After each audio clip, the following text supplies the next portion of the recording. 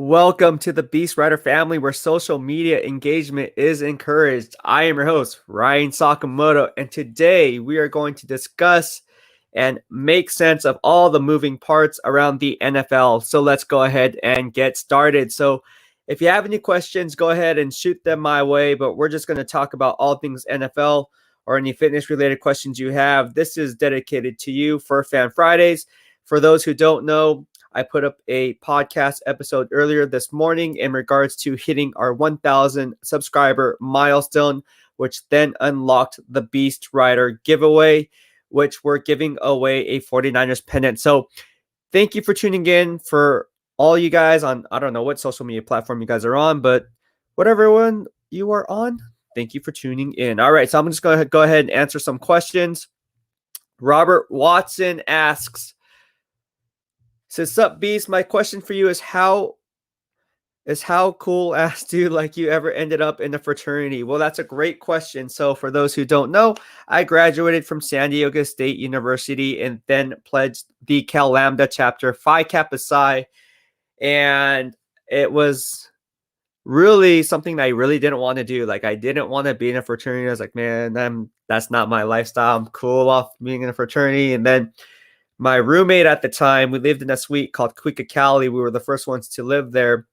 For those who don't know what Cali was all about, if you guys remember the show The Hills, you guys remember The Hills on MTV? Well, Morgan Souders lived in the same dorms as I did. And so it's kind of like, yeah, the cool thing to do was to live in Cali. You know, it's basically a penthouse. It was like a suite. And you had 4 roommates on each side. So yeah, I was living the dream down in San Diego. I'm not going to lie. It was one of the best times of my life, but go Aztecs, right? But no, getting back to my story is my friend Brandon Zelonis was one of my roommates and he pledged, and I was like, okay, what's this about? He's like, just go. I was like, nah, I don't want to go. I'm just going to hit the gym. That's all I want to do. Just hit the gym. That's it. Go home, hit the gym, go home. He's like, nah, dude, you got to party. You got, whatever. And it's like, okay, I'll check it out. He's like, it's about the brotherhood, right? And like, okay, it's about the brotherhood. Let's see what the brotherhood's about, right? And I go there, I pledge, I end up getting nominated to be the president of the pledge class. I turned that down. I said I wanted to be the vice president of the pledge class. Got in as the pledge class vice president at Phi Kappa Psi, and then worked my way up, and then obviously got my letters and everything in between. So like, at the end of the day, it was a blessing in disguise. I was really happy to join the Phi Kappa Psi fraternity. A lot of fun, obviously, a lot of partying, especially at San Diego State University. You really don't need to be in a fraternity to party. It's 24/7, 365, all day long. And I mean all day long. I mean all day long. And I'm so glad to have graduated from San Diego State University. I still keep in touch with a lot of the professors. Actually, Bill Sandwald was one of my mentors and was one of the best professors that I have had ever at San Diego State University. Just reached out to him recently. We kept in touch, and we still keep in touch till this day. And I graduated back in 2007. Well, if I graduated in 2017, that'd be something, huh? All right, so let's move on. Mariah Lee, she says, "What's up?" What is up, Mariah? Mariah follows me on YouTube and Twitter. I am going away from Twitter. I think everyone knows the reason why. It's stagnant. Like, it doesn't do much for me. Like, YouTube is where it's at.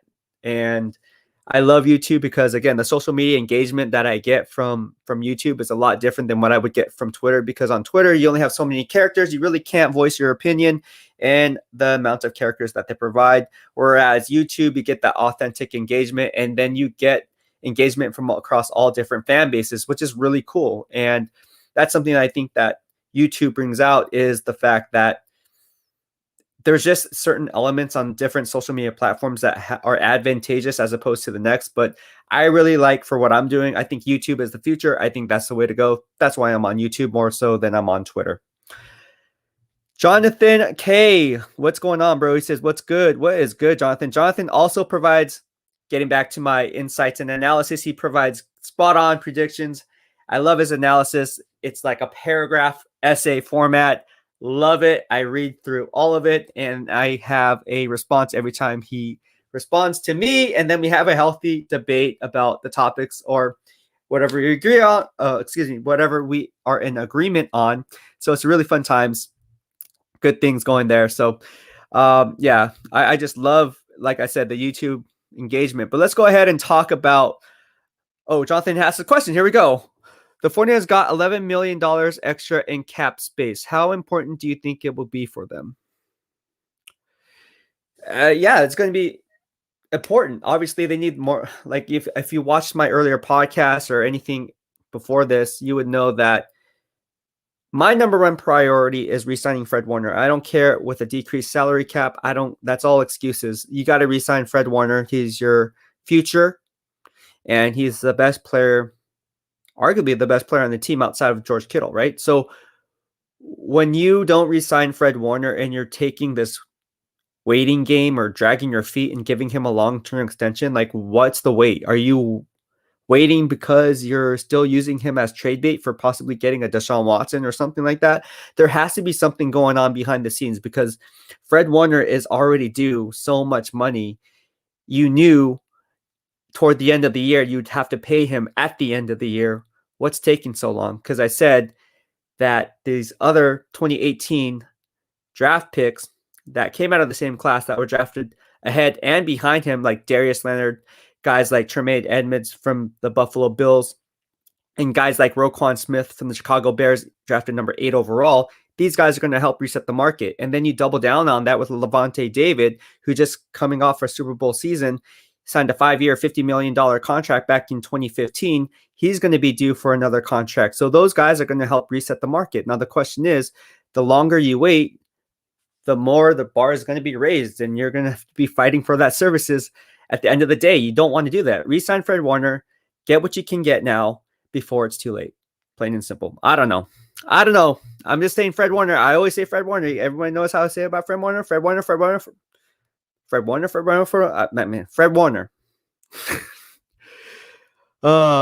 What? Tony used to work on Hills, so you know what I'm talking about. You know exactly what I'm talking about. Bro, in 2005, I swear the casting crew at MTV would be at Cuica, Cali, down in San Diego State, in my dorm. And I'd be like, who are these people? This is really cool. And yeah, it turns out that's what was going on. They were filming or planning on filming. They were there. I'm not sure if they were filming. I was like, I got to get to the gym, bro. Like, I don't care, but I need to get my workout. My pre-workout's up to hit, and I'm going to like be all jittery. So, yeah.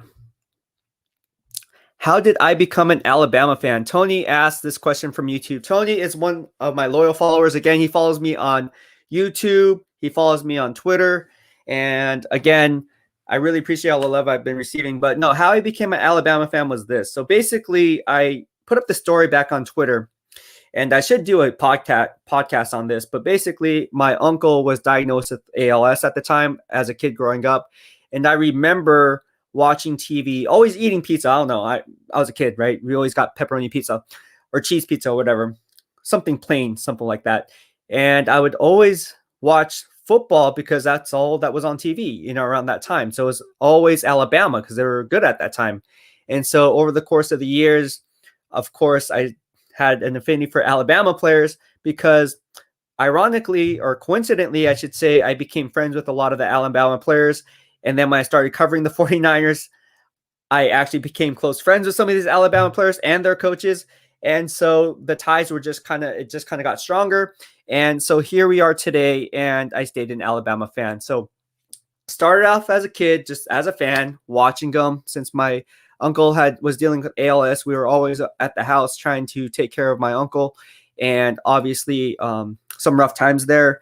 But one thing that we had in common was the Alabama game was always on. We always loved watching Alabama. Don't ask me why. I don't know. They were good. So roll tide roll, right? So from there, it just kind of set into motion the things that kind of happened later on in terms of like becoming friends with some of these Alabama players and Alabama coaches. And then now as they move on and go different directions, I still keep in touch with those contacts. So every time I wear Alabama stuff, you guys know why. It's not like something that came out of the blue. I was actually an Alabama fan from the early get-go. All right.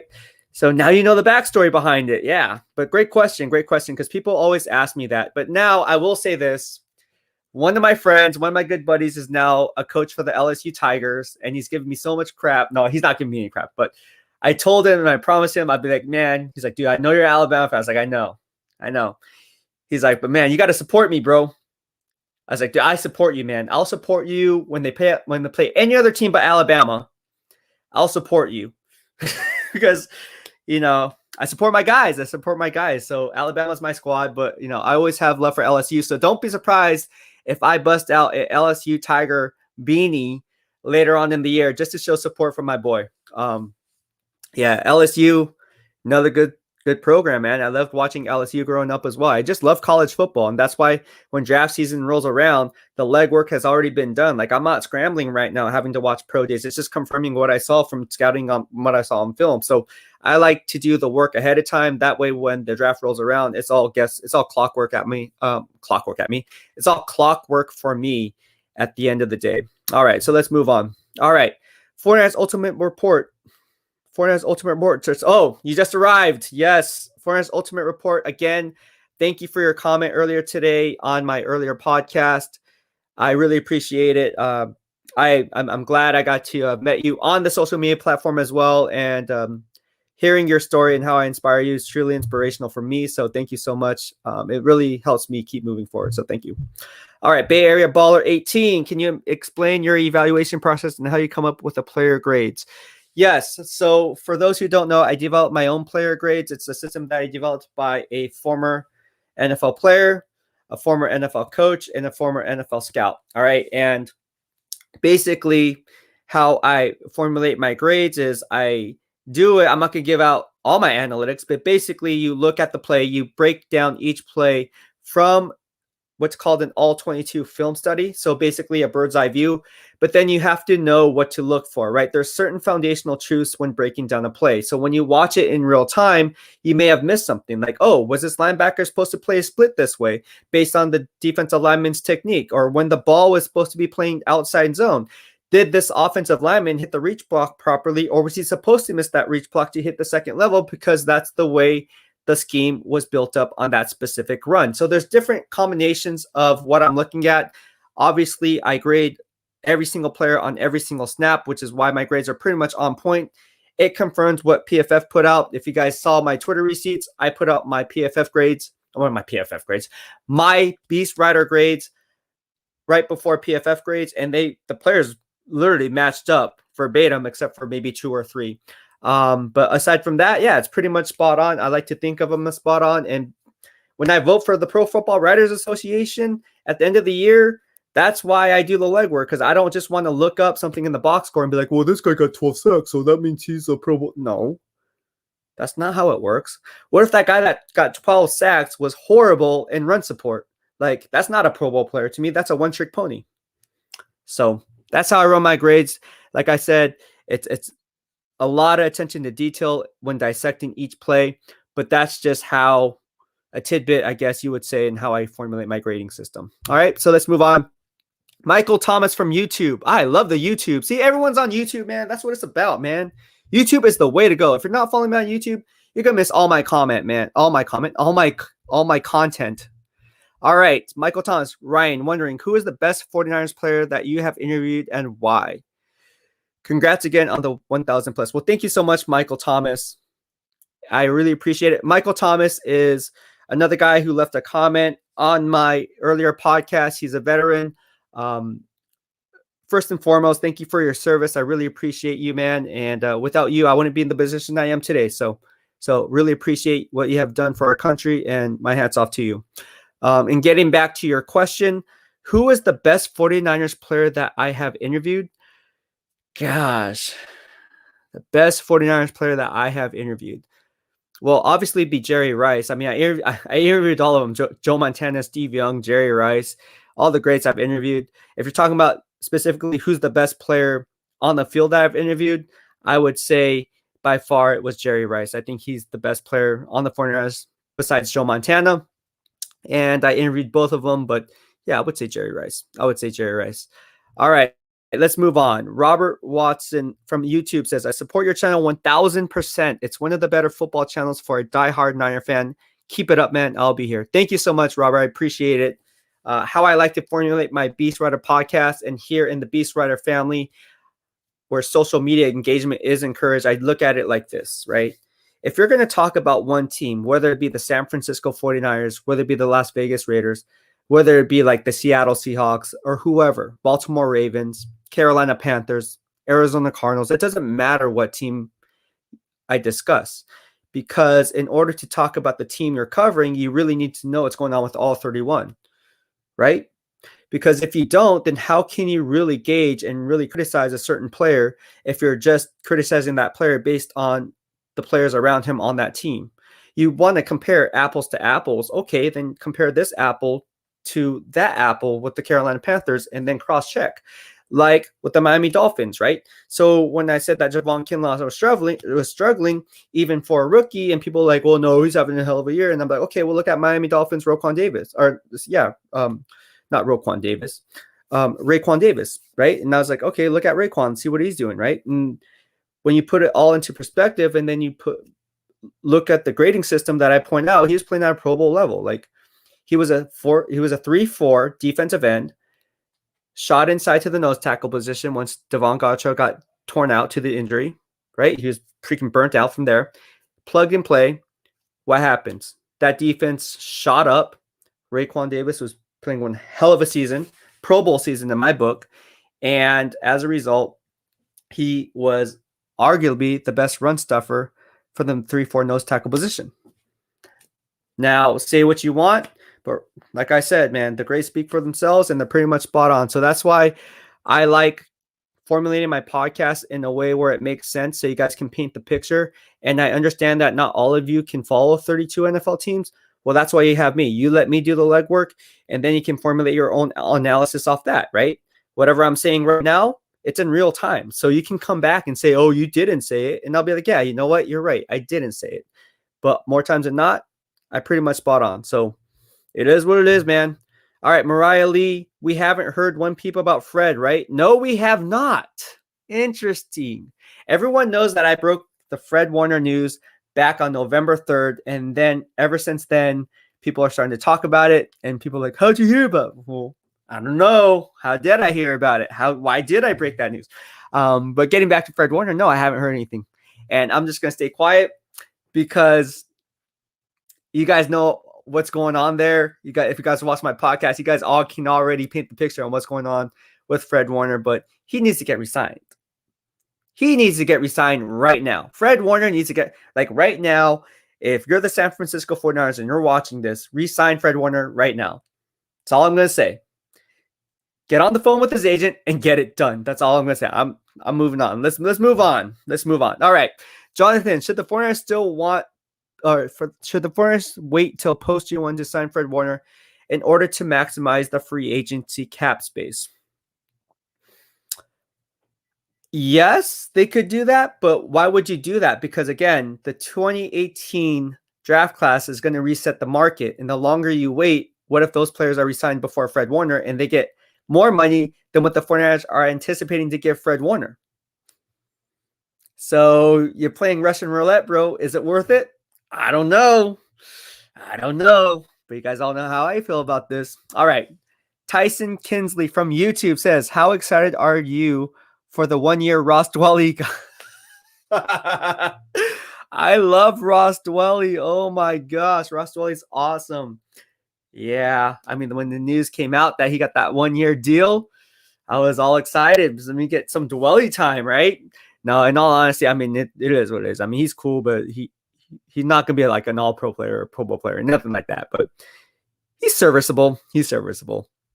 All right, my man JP Edwards Dios, another one from YouTube. This guy is one of my loyal followers. He's not even a Niner fan. He is an Arizona Cardinals fan. Like I said, if you're going to talk about all 32 NFL teams, you better know what you're talking about, especially when it comes to talking about their favorite team. In this case, it's the Arizona Cardinals. So I picked up a follower here.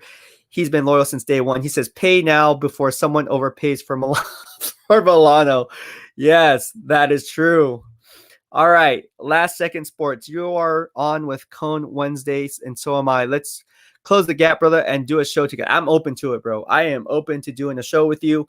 I'm all about them good vibes only. I am not a hater, bro. You know me. Anybody who knows me is all about the good vibes only. So, hey, bring it. I love coming on, supporting you, and anything I can do to help grow your brand, I'm all here for it, right? It's all about it, man. I'm all about it. All right, BEASTwriter in the house. Jerry Yang. Follow my man Jerry Yang on YouTube. If you don't follow him, he also has the MJ Sportscast with his co-host Mike Tang, who was on yesterday's live stream with me.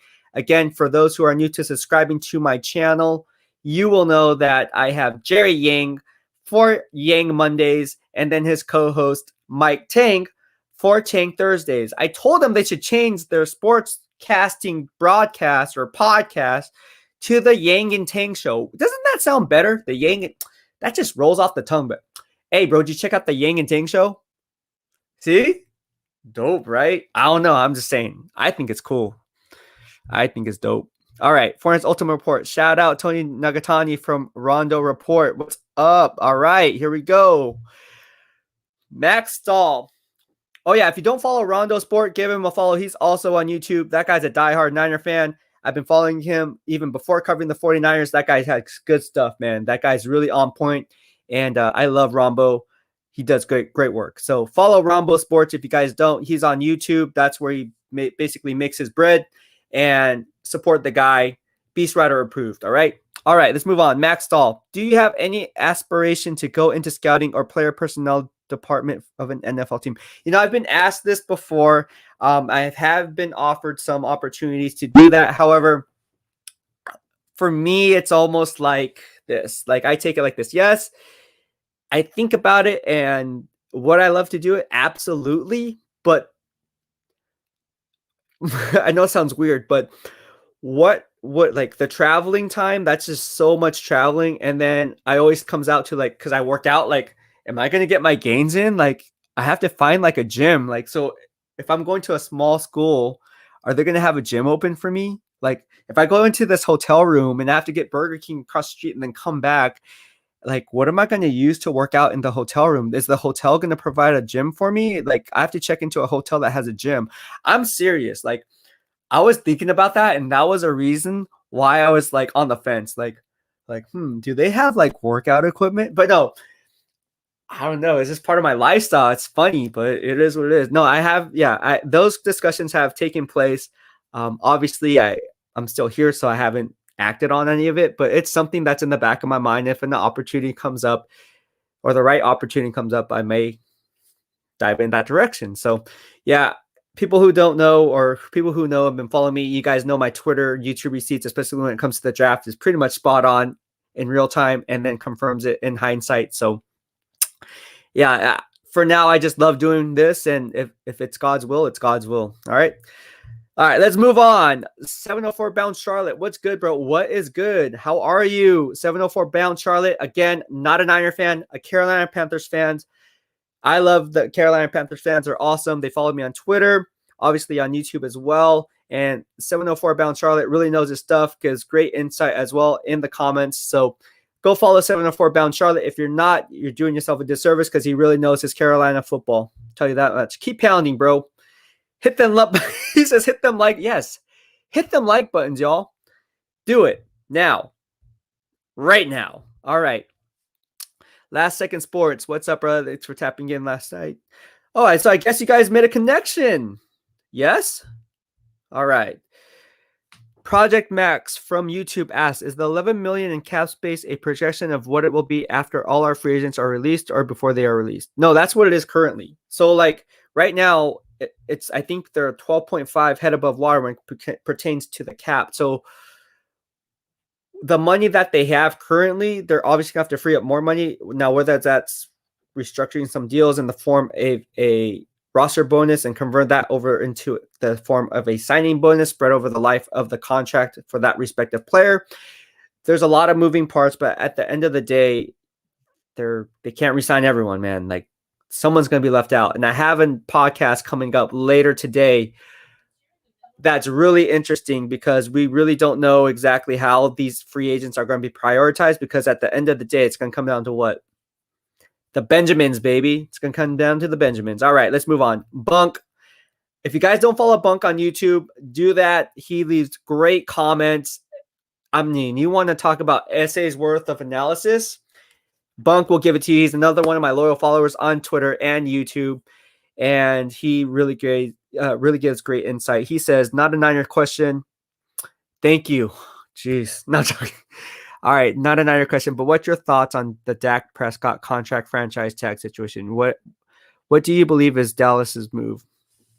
Well, geez, that's a preloaded question.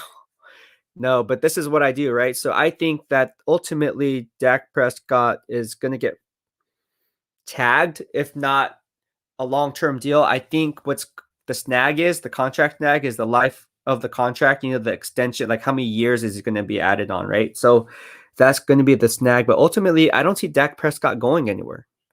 I mean, how can the team move on from Dak Prescott after that gruesome injury when he was playing at an all-pro level or near all-pro level? Definitely a Pro Bowl level, right? So if you're Jerry Jones, you have to do everything in your power to keep him in-house, but then reward him. Like, you saw what you got from him. Now there might be some buyer's remorse and red flags because of that injury, but at the end of the day, he was playing on the franchise tag, bro. Like, and got hurt. And that's why people get upset at players because, oh man, he's holding out because of the money. It's like, well, no crap.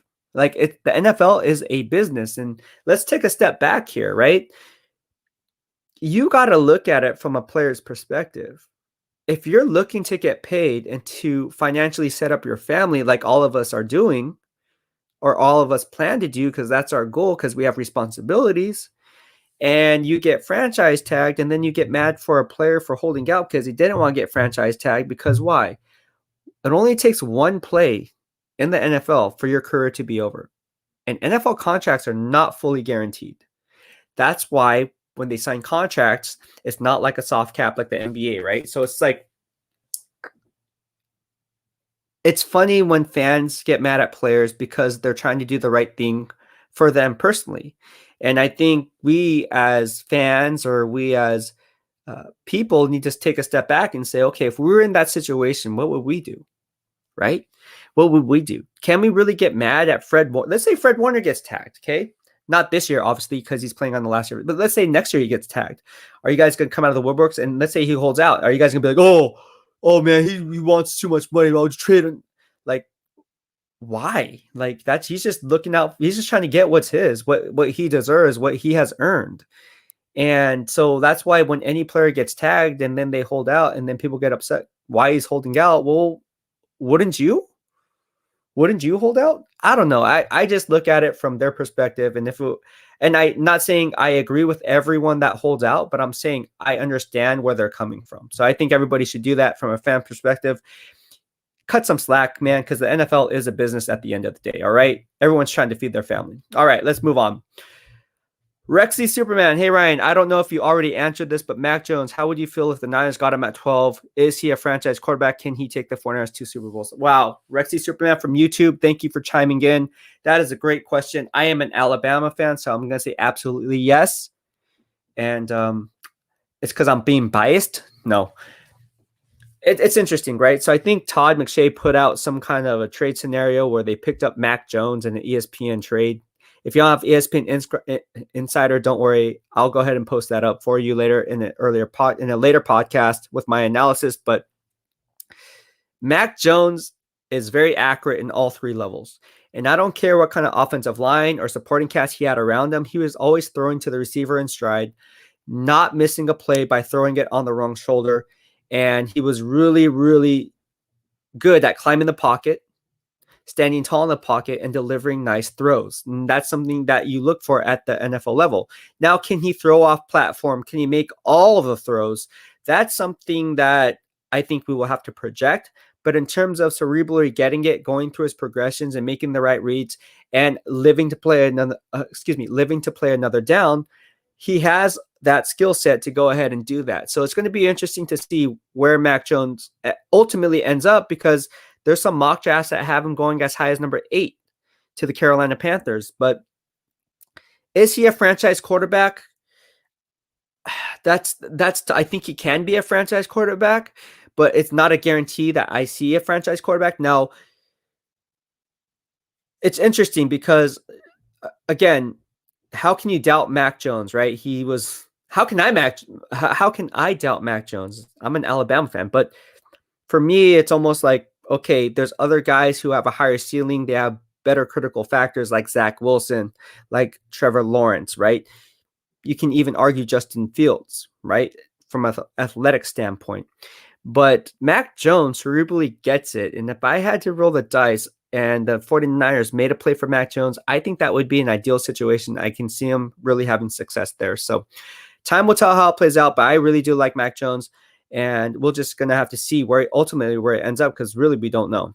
All right, 704 Bound Charlotte asked a question. Let me just go down the list. Dun, dun, dun. Last second of all, we'll always watch. Okay, that's not a question. That was just to him. Last second sports. All right. How come we don't talk about Dak Prescott? Renan Morados from Facebook. Thank you for tuning in. I just don't see Dak Prescott coming to San Francisco. I don't think that's going to happen. That's why I think it's a non-issue, because it's just not likely. Now watch it happen and be like, oh, BEASTwriter said it wasn't going to happen. No, it happens. But I just don't see it happening. All right. 704 Bound Charlotte. A Carolina Panthers fan asked, my question is, since Von Miller getting no charges, yes, for those who don't know, Von Miller was in some heat earlier, but obviously no charges came of it today, so he's in the clear. Do you see Denver picking up his $18 million contract for the season? No, I do not. I absolutely do not. With Bradley Chubb commanding the other side up, here I go with my analysis. I don't see him getting that $18 million. In fact, if he's unwilling to take a pay cut, I think the Denver Broncos are going to release him outright. And they'll be saving so much money if they do that. And they need cap space. And with news that they're now tagging free safety Justin Simmons, my line of thinking is they want to get younger on the defense side of the football. And Von Miller, who hasn't really performed at the highest level as of late, because he didn't even play last year because of injury, but even before that, you kind of saw his play kind of tailor off. Is it worth keeping him? Because, again, the Denver Broncos are not one or two players away from reaching the Super Bowl. And you already have Bradley Chubb, and you're going to have to extend him at some point. So wouldn't you want to roll over that savings to extending the younger guy who's a Pro Bowl talent rather than an aging player who is no longer a top 5 edge, but just a household name with borderline Pro Bowl potential? That's what I would do.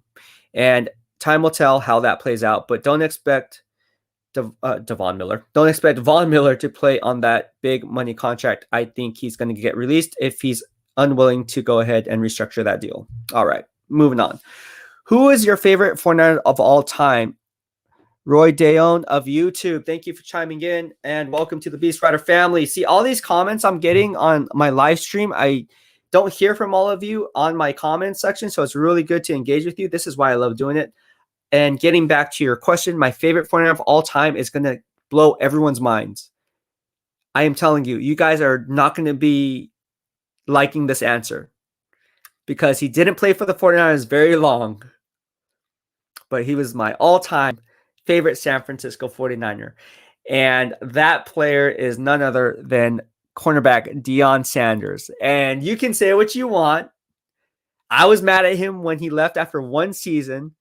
But in that one season, he was named Defensive Player of the Year. I believe he had 6 interceptions that year, if I'm not mistaken, 6 or 7 interceptions. He was the missing link, which is the 1 or 2 players away from getting over the hump and winning that Super Bowl. Because at the end of the day, what was going on back then? Who was their rival? The Dallas Cowboys. The Dallas Cowboys were consistently beating the 49ers in the NFC Championship game. That was the Super Bowl. That was the game everyone wanted to watch. Whoever won that game would ultimately win the Super Bowl, because the AFC was not on par with the NFC when it came to those two teams. Anybody who knows football and watched football back in the early 90s, you know it was the Cowboys and it was the Niners. And once they got Deon Sanders on one side, and you had Eric Davis on the other, and then on the back end, you had strong safety Tim McDonald lined up with free safety Merton Hinks, and then you pick up guys like Gary Plummer, right? Ken Norton Jr. from the Dallas Cowboys. Now you have something to work with. Let's not forget the defensive line, right? With Dennis Stubblefield, Bryant Young, and so forth. Ricky Jackson, they got a nice veteran pass rushing presence there. So the pieces were in place on the defensive side of the ball, and I believe the defensive coach at the time, he did a really good job of really putting his players in the best position to make plays, and ultimately they got the Super Bowl and they ended their quest for 5. So Deon Sanders to me was one of the best. My favorite moment of Deon Sanders had to be against the Atlanta Falcons in Atlanta, where he said, "This is my house." And then he got in a fist fight with Andre Rison. And then the very next play, I believe, he took an interception 93 yards to the house and then high stepped his way into the end zone. That was freaking swaggy. And I mean, that was awesome. Like, if you guys remember that, that was the play where he just high stepping and then just like dancing. Like, oh my, that was swag, bro. That's what you call swag. And the whole, I'm not going to strap on my wristbands, you know what I mean? When I put on my gloves, I'm not going to strap on the wrists. I do the same thing when I work out. I got it from him. And yeah, the bandana, the whole thing, the whole 9 yards, man. His whole getup was legit. I loved it. Deon Sanders, my all-time San Francisco 49er favorite player. I don't know. Who's your guys' favorite 49er player? That's what I want to know. I know most times I ask this question, people are going to say Steve Young, Joe Montana, Jerry Rice. But for me, it's Deon Sanders. And as a kid growing up, like I said, my family's had front row season tickets since 1991. I had the opportunity to meet Deon Sanders up close and personal, and it was amazing. Like, as a 9-year-old kid, just seeing your idol right there for that 1 year, and then seeing him in Atlanta. If for those who don't know, the Atlanta Falcons actually played in the NFC West during that time with the New Orleans Saints before they moved to the NFC South. And I totally remember this, man. I remember talking to Deon Sanders, and then I just said, God, I don't know what I said. I remember saying something like, I'm so glad we have you, Deon. We're going to the Super Bowl. And he just gave me a heads up, and was like this. And then that's all I remember. But it was really cool, man. And yeah, Deon Sanders, all-time favorite 49er. All right. Moving on. Have you taken a look at guard Kendrick Green from Illinois? I'm still doing my research on that. I will post up some podcasts on my mock drafts and my players. So be sure to look out for that. I am still working on that. So let's go ahead and move on. Scott Davidson, thank you so much for your comments from YouTube. Again, another one of my loyal followers, and I really appreciate you. All right. Okay, Ryan, the hardest working, thank you so much. The hardest working YouTuber that covers all 32 NFL teams. I try to be, man. That's the goal, right? To be the best at what I do. I never half but anything. I always go all in, and that's how we do business here, all right? Thank you so much for love. Appreciate it. Rudy Franco, Niners. Yes, Niners. All right. Jonathan asks from YouTube, Warner is more than likely is going to set the market anyway, as he is the best inside linebacker in the league. Same with the way Kittle reset that. Yes, that may be true, but what's that market though? Because we don't know what that is yet. So if Tremaine Edmonds gets more money than he's expected to get, and then you have Roquan Smith who's saying, dude, I'm better than freaking him. I was drafted higher than him. I mean, wasn't Tremaine Edmonds drafted in 16, 17, somewhere around there? And I was drafted number 8 overall, and I'm playing at a first-team All-Pro level. I got snubbed, so I want a little bit more money than him. Then he sets the bar. And then you have Darius Leonard saying, dude, I'm already a Pro Bowl player. I'm an All-Pro player, bro. What are you talking about? I'm not a Pro Bowl player. 3rd-round pick. Then he's going to get more money than that. Then you have – see, you can't even see this. This is going to go up, bro. I'm telling you. You watch. You would know what I'm talking about. You will know what I'm talking about. The longer the 49ers wait, they're going to be in some trouble. All right. Alex Faulkner says, again, Alex Faulkner, one of my most loyal followers, again, on YouTube and Twitter, but we have taken our gains to YouTube, so we conversate there. He says, if the Niners are about building a full team, then why would they not trade Jimmy G to get that money back and fill the rest of the team? That is a great question. And I think it comes down to what they currently have on the roster. They don't have much, right? So Josh Rosen, definitely not the answer. I'm just saying Josh Rosen's not the answer. That's my opinion. And prove me wrong, Josh Rosen. And I'll admit when I'm wrong. But I don't see Josh Rosen being the answer. I think they plan is to roll with Jimmy G because they missed out on so many other quarterbacks via trade, whether it be Matthew Stafford or someone else. Obviously, we don't know what's going on with Deshaun Watson. He has a no trade clause, so everything's up in the air with him. So they have to move on and go with Jimmy G and be like, hey, look, we expected you to be the starter in 2021, man. We like you a lot. Jimmy G, he's going to be doing great things for us, but don't be surprised if we draft a quarterback in round 1. So you better be looking over your shoulder, Jimmy G, because one bad play could mean pulling the plug. Scott Davidson from YouTube says, now I should trade down and get Najee, then Kellen Mond. Those two would be great. You guys all know how I feel about my draft crush, Najee Harris. I wrote multiple podcasts on that and why the 49ers should target him and a trade down from number 12 into possibly the late teens, right around where the Cardinals pick because they need a running back, and right where the Miami Dolphins pick because they also need a running back at 18. So look at Najee Harris to fall off the board, or one of those running backs, actually the first running back to fall off the board between picks 16 through 18 as the draft board currently stands. Now, again, we're going to see some trades happening, right? Every year there's some constantly trade movement going on at the top of the draft that's going to push these players up. And some of these players that are higher on some teams' boards are going to be pushed down. So ultimately, that's going to have some kind of domino effect on the draft position. But as the board currently stands, Najee Harris would be a great find if the 49ers were able to trade down from 12 to, let's say, the 15th or 16th pick, and then select Najee Harris while picking up draft capital in return. All right, Alex Faulkner says Niners should go BP at 12 and not trade up or down. Alex, you just debunked what I just said, bro. What the heck? Nothing. But trade down in the second and pick up a third. Take a blue chip guy at 12 and fill the roster, or just trade for Watson. Alex Faulkner loves trading for Deshaun Watson, even if it means giving up the farm. We talked about this extensively on my YouTube podcast earlier in the comments section, and we go back and forth about it. Healthy, strong debate, obviously, but it's interesting because I don't think that the 49ers should give up any of their foundational core players for Deshaun Watson. He makes a great point. He says, well, you're getting a top 5 franchise quarterback in return. Those don't grow on trees. He's right. I'm right. Ultimately, for me, it comes down to the locker room dynamic and what I'm trying to build culturally in San Francisco. If I was the team's GM, I don't want this to send the message that I'm wiping my hands clean of all pro players because I can't afford them. We saw it happen with DeForest Buckner. Let's not strike twice when it comes to the Lightning in middle linebacker Fred Warner. All right. Go Triots, I guess. Go Triots from YouTube, Patriot fan. He says, why does everyone keep betting against Brady? Just don't do it. Bucks winning the Super Bowl again. They have the best roster in NFL, and they have still a lot of cap to re-sign and pick up free agents. Yes, they do. Again, Go Triots is one of my followers from YouTube. He's a Patriots fan, obviously.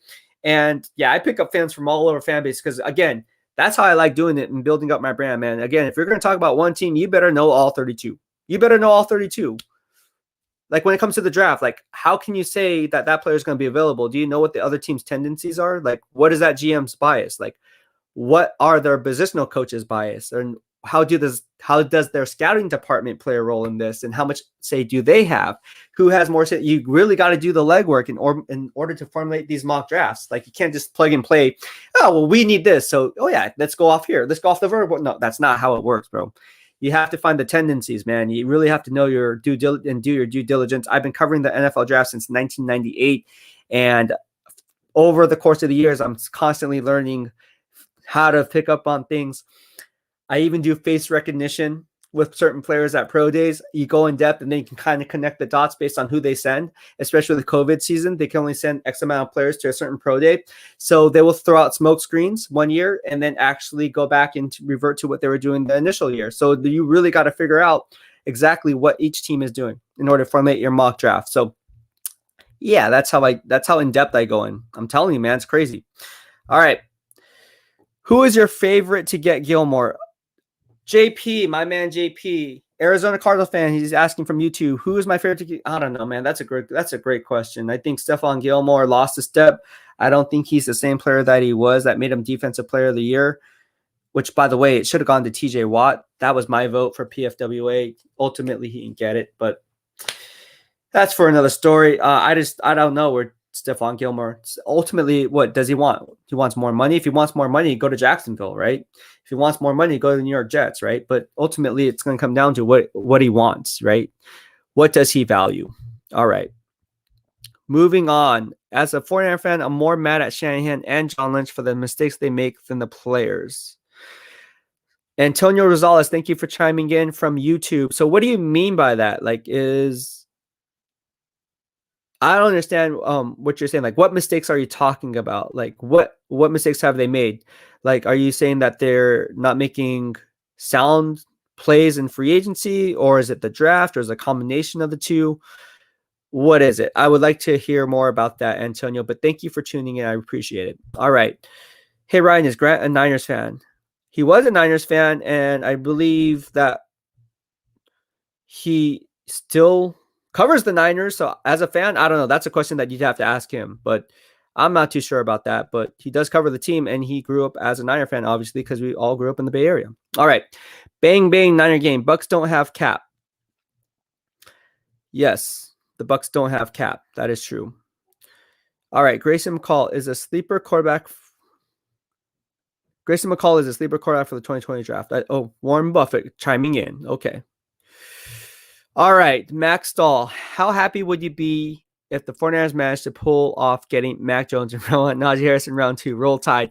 Yes, again, everyone knows I'm a big Roll Tide fan. I would be extremely happy with that scenario, although I don't see Najee Harris dropping out of the top 25 picks. And the reason I say that is because historically, since I believe it's 2000 or 2010, I believe it was 2010, there has been 18 running backs drafted in the first round.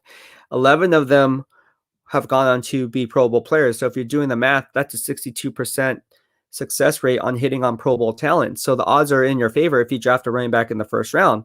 My line of thinking is this: the 49ers have not had a 1,000-yard rusher since Frank Gore left in 2014. With that being said, you want to roll with a younger back that you can live with through a full 16-game schedule, because Raheem Mostert has not been shown to be healthy. Jeff Wilson has not shown to be healthy. So when you look at these stable running backs and the running back by committee approach, they're good when healthy, but can they sustain a full 16-game schedule and possibly a deep playoff run? For me, that has to be a cause for concern, which is why I believe Najee Harris would be a smart play by trading back from 12 into the late teens and pick up Najee Harris, keep the kid here in the Bay Area, and that would be a sound play and BPA, in my honest opinion. All right. Is there a scenario where the Niners can sign Shaq Barrett? Ugh, I don't like Shaq Barrett. I don't like Shaq Barrett for the Niners. I think you're going to have to overpay for that guy. I think he's going to get paid somewhere. I would say no. I would say don't do it. All right, let's move on. Okay, so all right. Jerry Yang, my buddy who's on my Monday show, says, "Hey Ryan, where did Deion Sanders go after he left the 49ers?" Okay, now we got jokes, bro. Dallas Cowboys, bro, and that's what happened. The dynasty ended. Damn it. I believe Deon was the fastest player in the NFL at the time. Robert Watson. Yes, he was. That guy. Okay, so I'm going to tell you a story about Deion Sanders. I don't think many people know about this story. Actually, I'm pretty sure no one knows about this story. So one of my good buddies who used to personal train me, he was my coach for my first bodybuilding competition. He played with Deion Sanders at Florida State, and he had a story for me saying, and my coach was fast. Like, trust me, he's even fast in his 40s, bro, or 50s now. But he's fast. I mean, my coach is really, really fast. So anyways, he was telling me, he's like, hey, I was like, what'd you think of Deion Sanders? You played with him. And I was in between sets and we were just shooting the crap. And he's like, bro, like, let me tell you a story. He's like, I thought I was fast. He said he challenged the whole entire football team that if they can beat him in a race with him running backwards, this is a true story, with him running backwards, he would be like, all right, dude, like, props to you, man. You're fast. Deion Sanders won that race running backwards, backpedaling. That's a crazy story. I mean, I wasn't there, but the story that I wasn't there physically, obviously, but when he told me that story and I said, you're kidding me. He's like, no, that dude was fast. Like, he beat all of us in the line. He's like, get in the line. We're going to have a race. I'll run backwards and we'll see who wins at the end of the day. It's like crazy. And he said he won. It was nuts. So that's my Deion Sanders story for you. All right. Yes, Ray Rhodes was a defensive coordinator in 1994. He then went on to become the head coach of the Philadelphia Eagles, while Mike Shanahan was also the offensive coordinator at the time, and he left to become the head coach of the Denver Broncos. So they lost both coordinators after that Super Bowl run, which definitely hurt the team moving forward. Gosh, man, both coordinators. That must have been rough. That's like Robert Saleh leaving. Well, Kyle Shanahan's like a head coach. He ain't gonna leave anywhere, but yeah, that's pretty rough, man. All right, what do you think of Sam Darnold as a potential 49er, Jonathan? I like Sam Darnold. I think he'd be a cheaper alternative than it is rolling the dice on the guy like giving up the farm for a guy like Deshaun Watson, right? So I like Sam Darnold's intangibles. I think people put too much stock in his box scores and his stat line, but when you look at the critical factors and what he brings to the table, those are traits that Kyle Shanahan can work with, and I think he sees that and he understands that. Now, the asking price for what it would take to land Sam Darnold, possibly in a draft day move, it remains to be seen. But I like Sam Darnold. I think you can win with Sam Darnold, and whether or not he's an upgrade over Jimmy Garoppolo, that's up for debate because we haven't seen enough consistency in this game. But at the end of the day, look at his supporting cast that he has around him. It's not much. So we'll have to see how that one plays out. All right. So next question, Dan and Goody. From what Deon says, it's not his fault he left. He said SF never offered him. Yeah, they never offered him a second deal. I mean, that's the talk that was going on. I believe he signed a 1-year, $1.2 million contract, if I'm not mistaken. I don't know what that contract was, but I believe it's 1.2. For some reason, that's sticking in my head. And yeah, whatever that contract was, it was a 1-year deal. I remember the Kansas City Chiefs, the New Orleans Saints were also players for Deion Sanders' services. Ultimately, he wanted to win a ship, so he went to the 49ers knowing he was going to be a 1-year rental to get them over the hump and win it. They had everything in place. They had quarterback Steve Young. They had Ricky Waters. They had fullback bar none William Floyd from Florida State, right? So they had the pieces in place. They already got Bart Oates from the New York Giants, right? They had Jesse Sapolo, right? They had guys like Steve Wallace, right? So when you have those pieces in place, and then you Guy McIntyre, number 62, and you have John Taylor, number 82, right? And then combine that with Jerry Rice and Brent Jones, number 84. So you're looking at an all-pro team, an offensive juggernaut, and on the flip side of that, you have the number one defense. All you're missing is a shutdown corner to take away one side of the field, and basically it shrinks down your game plan to where you really don't have to game plan, because when you take away half the side of the field, when you already have all-pro talent on the team, it's more like pin your ears back, go attack the quarterback, we'll live and die with the rest. And that's what happened. That's exactly what happened in San Francisco in 1994. And then he left. Oh, my gosh. All right. Patrick Willis was my favorite player. Rexy Superman from YouTube. Patrick Willis is a beast, man. He's definitely top 5 in my book for sure. Great person, great leader, great player. Mariah says, Frank the Tank is my all-time. Another great person, great player, great leader. Frank Gore. How can you go wrong with those two guys, right? Patrick Willis or Frank Gore. See, another Patrick Willis one. All right. What happens to the 49ers Super Bowl window if Jimmy gets hurt and they don't address the quarterback situation in this year's class? Well, Drew Burrows from Facebook asks, what happens to the 49ers Super Bowl window if Jimmy gets hurt and they don't address the quarterback situation in this year's draft? Well, I hate to break it to you, man. The Super Bowl window closed a long time ago. It's done. Like, there is no Super Bowl window. It's a wrap. Now, that's not throwing shade. They don't have an offensive line. They don't have an edge rusher outside of Nick Bosa. So with Nick Bosa back, obviously it's going to have a domino effect on the interior. So Javon Kinlaw, like I said, will get up 8-9 sacks. So that's going to help with the pass rush. Eric Armstead might come back to life and have his numbers go through the roof because of Nick Bosa. But realistically, what are you looking at? You have too many moving parts. You lose your defensive leader in Robert Saleh. Then from a front office standpoint, you lose Martin Mayhew, the vice president of player personnel, goes on to become the Washington GM. And then on the flip side of that, you lose so many free agents. Well, it's Kyle Juszczyk, K'Wan Williams, Jason Verrett, Trent Williams. You're losing a lot of core players that really built that 2019 team together. And with all these pieces now question marks. How can you call them Super Bowl contenders? I don't know. I don't see it. I don't see it. And that's not throwing shade. I just don't see it. Because again, everything starts up front and the offensive line is not looking strong right now. 704 bound Charlotte. Yes, 49ers was our rivalry back then in the NFC West. Yes, 704 bound Charlotte. I remember this. So back on my birthday, which was back in August, I remember the first preseason game was my birthday, and then they played the Carolina Panthers, and I was like, I kind of became a fan because I liked their colors, the teal, silver, and black. That just looked dope. And if I remember correctly, I believe Wesley Walls was on that team. Wesley Walls and, gosh, I don't know who the quarterback was, but Steve Berline? I don't know. Someone was the quarterback, or maybe it might have been Kerry Collins, actually. I think Kerry Collins, number 5, was the quarterback. The wide receiver, who was their wide receivers at the time? Ray Caruth, maybe? Ray Caruth and maybe Muhsin Muhammad. Man, going way back. But yeah, I remember those guys. They also had a punt returner before Steve Smith. I forgot the guy's name. Bates. I think his kick returner, Michael Bates, I think his name is. That guy was a baller. That guy's fast. How I remember this, I don't know. It's just off the top of my head. But yeah, I can talk Carolina Panthers with you. We could go down the list and talk about all the Dan Morgans, the first round picks. And yeah, it's fun. I just love talking football. See, I can talk about any team. Let's go. Michael Thomas, I have to say my favorite 49ers player was a tie. As a kid, it was Dwight Clark, and while in the Army, it was Bryant Young.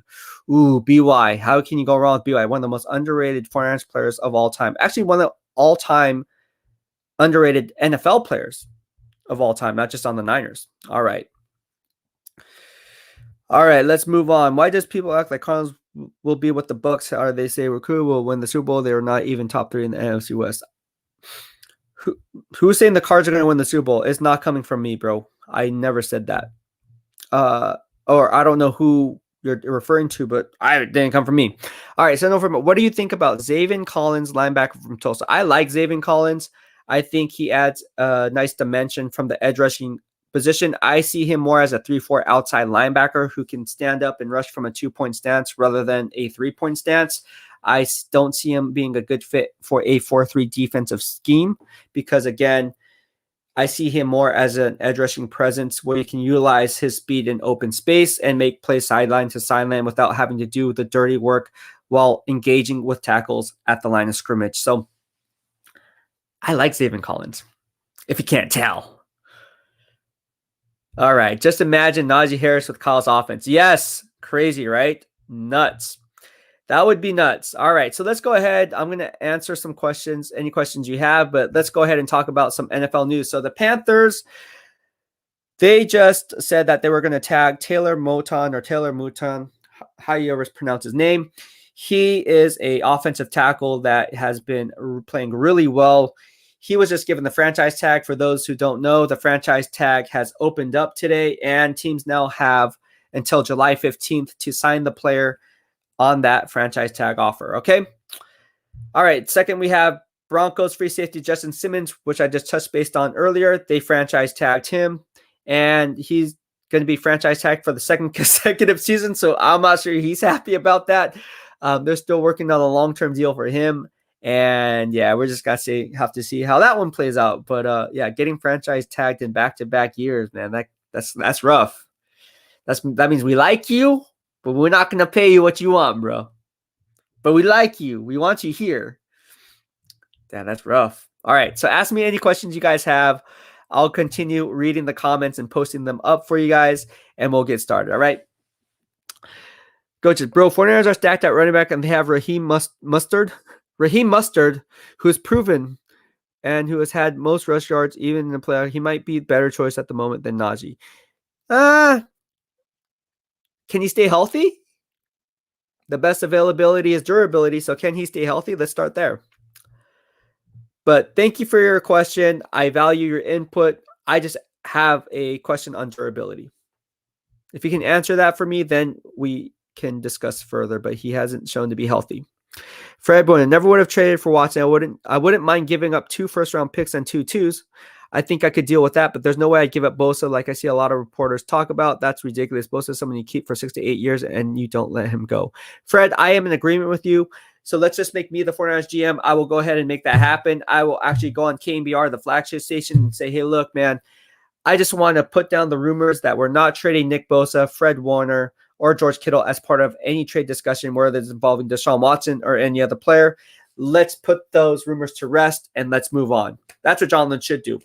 Plain and simple. He should just come out and say it. Why he's not doing it, I don't know. Maybe because he wants to trade one of those players, or maybe he knows that he can't afford Fred Warner, who's due a front-loaded deal. It's interesting how he will come out and say, we expect Jimmy to be the starter. We'll Jimmy is our quarterback. We're confident, whatever the case may be, right? He goes on there and says that. Go on there and say Fred Warner's untouchable, Nick Bosa is untouchable, and George Kittle is untouchable. We are not entertaining any trade rumors involving those players. Then there's nothing to talk about. It'd be a dead issue. All right. Alex Faulkner, do you think Shanahan's scheme player type is the reason the Niners are riddled with injuries? Every year, the scheme being yards after catch and the player type being speedster. Do you think scheme player is the reason the Niners? Alex Faulkner from Utah asked, do you think the Niners... do you think Shanahan's scheme player type is the reason the Niners are riddled with injuries every year? The scheme being yards after contact and the player type being speedster. No, I don't think that's the reason for these injuries. I just think injuries happen in the NFL. So, yeah, I just think injuries happen, bro. Unfortunately, the 49ers have been hit hard in recent years. So we're just going to have to see with that. Yeah, Prime was bad to the bone. Michael Miller, if you guys don't follow this guy, he has a Facebook group. Go ahead and follow it. It's dope. I'm in it. And he does a really good job of moderating it. Michael Miller's going to hop on our show at some point. We're still working out the details on that, but it should be fun. He's like, I can get you followers, bro. I'm like, dude, let's do it. I'm down. All right, Kim Ferrison. In my opinion, I think 49ers should draft offensive line and quarterback in the first 2 picks. Yes, Kim, I agree with you. Kim from YouTube, again, one of my loyal followers on Twitter and YouTube. He also played or got recruited to play at Hofstra. He says you should solidify the offensive line, basically. And yes, while I agree with that, I don't see a player being worthy of that selection at the offensive line position at number 12. I think Rashawn Slater will be pushed up the board simply because this class isn't the strongest when it comes to interior linemen, especially at offensive guard. If I was GM John Lynch, I would rather select the best player available at a position of need without diminishing the value of that pick by simply picking based on need and go with that player. Now, if that player happens to be Najee Harris, you take Najee Harris. And people can say, oh, well, that's too high. Well, what if Najee Harris becomes the offensive player of the year? Just like you guys all said, oh, we shouldn't get Justin Jefferson in a trade down. And what I say in my earlier podcast, team should do what? Trade from 13 if they don't get Tristan Wirfs and trade down and get who? Justin Jefferson. Who was who? My draft crush, who ended up being what? Setting NFL rookie records and offensive player of the year, rookie of the year. So I'm just saying, man, say what you want. Proof is in the pudding. Najee Harris is the real deal. I like Najee Harris. All right. That Sam Darnold trade makes so much sense for the 49ers. Good thinking, Jonathan. All right. We have Ashford Turbo from YouTube who asked, the 49ers have gained $11 million from Sherman's failed incentive due to injury. We now have $23 million in Capspace. Now imagine releasing Jimmy and getting $25 million more with the also release of Richard and Ford. Yeah. I mean, they have so many moving parts. I would be quick to argue that D Ford does have an injury clause in his contract that protects him. So he's going to have to pass his physical. It's going to be tough. It's going to be interesting when it comes to D Ford. All right. Justin Smith was awesome. Max Dahl from YouTube. Yes, Justin Smith was awesome. And I was looking, I actually have his autograph in a frame here. For those who don't know, we just hit our 1,000 subscriber count, and I'll be doing a BEASTwriter giveaway. I said I was gonna do it here on this live stream. However, people have been hitting me up, sliding in my DM, saying, "Oh no, wait! I want to get subscribers over here. I want to subscribe. I'm gonna open a YouTube account. I'm gonna subscribe." So I was like, "Okay, cool." So I'm waiting for those people. I told them I'd push it back to later on. So I'm gonna push it back 1 week from today. And for Fan Fridays, I'll go ahead and release that winner because I want to give everybody opportunity, the nice guy that I am, and give them the opportunity to win that one-of-a-kind pennant. So don't want to make anyone upset because they missed out on an opportunity. That's not how we do things here. We play nice. All right, Alex Faulkner, if the Super Bowl run is closed, like you said, why not trade one of the many All-Pros we have for a top 5 quarterback? Okay, that great question. So even though I say the Super Bowl window is closed today, doesn't mean it's not closed tomorrow because, again, we don't know what's going on with the offensive line. For me, I have to see something there for me to even consider them as Super Bowl contenders. Once that is in place and once the quarterback situation is in place, I can better gauge as to why it would make sense to keep or retain those defensive core players like Fred Warner or Nick Bosa as opposed to getting a top 5 franchise quarterback. Because let's face it, if you do it the other way around and you give up a Fred Warner or an edge Nick Bosa and then you pick up a guy like Deshaun Watson, which I stated in my earlier podcast on this possible scenario that I'm about to talk about, you're going backwards because you might have Deshaun Watson, but how well is he going to play with a shaky offensive line? We all saw what happened in the Super Bowl with Pat Mahomes, right? When he's playing with backup tackles with Mitchell Schwartz out and Eric Fisher out. So with that being said, take it a step further, peeling back another layer of the onion to really get to the core. On the defensive side of the football, you have middle linebacker Fred Warner there. Well, not anymore because the defensive captain has now been shipped off to the Houston Texans. So who's going to be the quarterback of the secondary? And then on top of that, if you get rid of edge Nick Bosa instead of Fred Warner, cool story, bro. Where's the pass rush going to come from? Because if Kerry Hyder doesn't return and now you don't have edge Nick Bosa, can you really count on Eric Armstead to get double-digit sacks with Nick Bosa not being there? How about Javon Kinlaw? So you're back at square one anyway. So it does you no good to trade moving parts when you're just creating more problems moving forward. It's better to stay pat, take the best player at a position of need, and get your quarterback in the draft. And whoever that player is, that remains to be seen. But that's the play that they should make. I don't know. Makes sense to me. But Alex Faulkner, you make great points because I know you love Deshaun Watson. And again, how can you argue going against a top 5 franchise quarterback? Because at the end of the day, they don't grow on trees. So good point from Alex. I'm just saying I wouldn't do it. All right. Rexy Superman, who is an edge rusher Fournette can get in round 2 or 3? I like Roche from Miami as an option. Yes, I said this yesterday on my live stream. Quincy Roche is my top 5 edge rusher in this upcoming draft. He had a great Senior Bowl. He was one of my top 5 players to watch at the Senior Bowl heading into the Senior Bowl weekend. So if you watched my podcast, you will see how everybody that's saying this on YouTube, see, it's coming from YouTube. Everybody's watching my podcast because they know what's going on. And in hindsight, he had a good Senior Bowl. Quincy Roche from Miami, great guy. Also came from Temple. It was a transfer. Also played, obviously he had the Miami Hurricanes had Jalen Phillips and Gregory Rousseau, but Quincy Roche is the real deal, man. I like Quincy Roche. Okay, let's move on. All right. So, 705 bounce Charlotte. Let's see here. What else we got? Let's answer some of your questions. And we will go. So let me just go ahead and talk about my community page here. So just because I hit 1,000 subscribers, YouTube gave me a community page platform where I can better gauge and engage with you guys as my social media fan base. So go ahead and do that. All you have to do is click on my YouTube channel.